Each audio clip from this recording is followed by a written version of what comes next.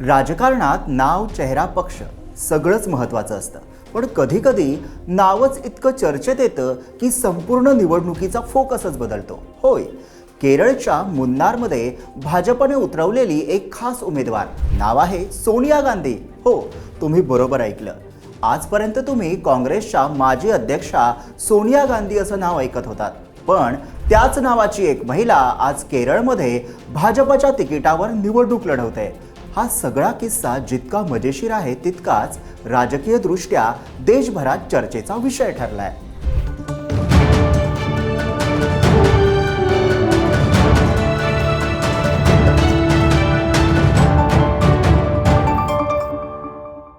नमस्कार, मी विहंग ठाकूर.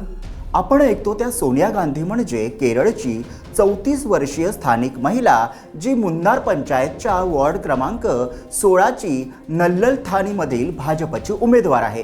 तिचं माहेर काँग्रेस समर्थक कुटुंबातलं. तिचे वडील दिवंगत दुरेराज स्थानिक पातळीवर काँग्रेसचे कट्टर कार्यकर्ते अशी ओळख होती. काँग्रेसच्या त्या काळातील अध्यक्षा सोनिया गांधी यांच्यापासून प्रेरित होऊन त्यांनी आपल्या मुलीचं नाव ठेवलं सोनिया गांधी. मात्र आज याला मजेशीर वळण असं की काँग्रेसवर जीव लावणाऱ्या वडिलांनी सोनिया गांधीचं नाव तर ठेवलं आणि तीच मुलगी आज भाजपच्या तिकिटावर काँग्रेस विरुद्ध निवडणूक लढवते.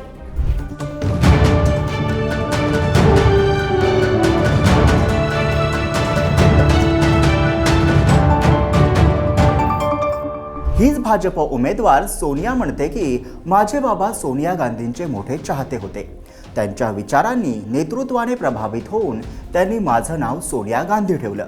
माझ्या माहेरचे आजही काँग्रेसचे समर्थक आहेत, पण एका गोष्टीने तिच्या आयुष्याची दिशा बदलली. तिचं लग्न भाजप कार्यकर्ता सुभाष याच्यासोबत झालं. सुभाष भाजपचा सक्रिय कार्यकर्ता, स्थानिक पातळीवर जनरल सेक्रेटरीही आहे.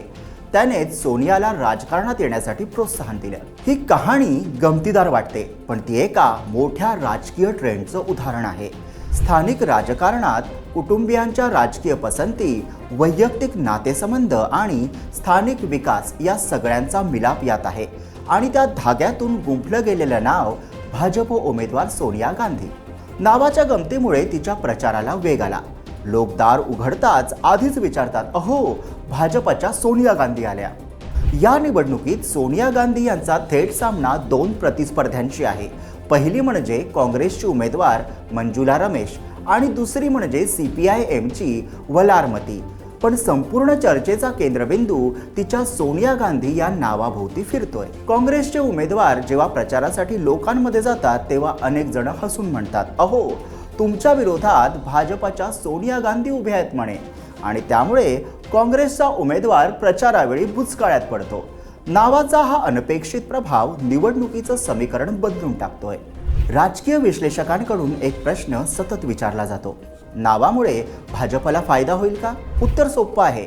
नाव एक आकर्षण निर्माण करतं, ओळख निर्माण करतं, गावात चर्चा वाढते.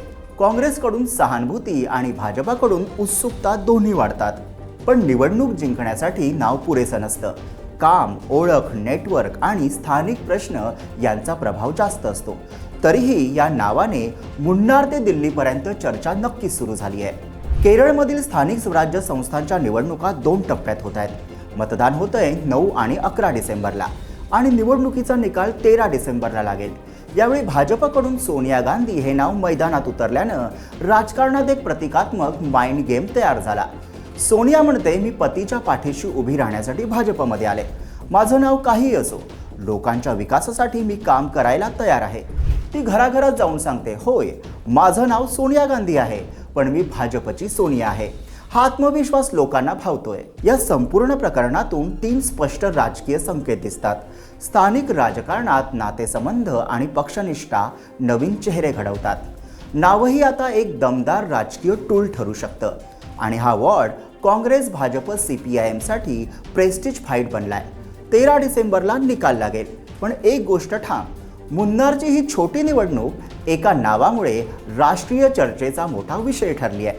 भाजपची सोनिया गांधी थोडक्यात नाव काँग्रेसचं, परंतु चेहरा भाजपचा. हा विषय तुम्हाला कसा वाटला ते कमेंटमध्ये नक्की लिहा आणि व्हिडिओला लाईक करा, शेअर करा आणि आमच्या YouTube चॅनलला सबस्क्राईब करा.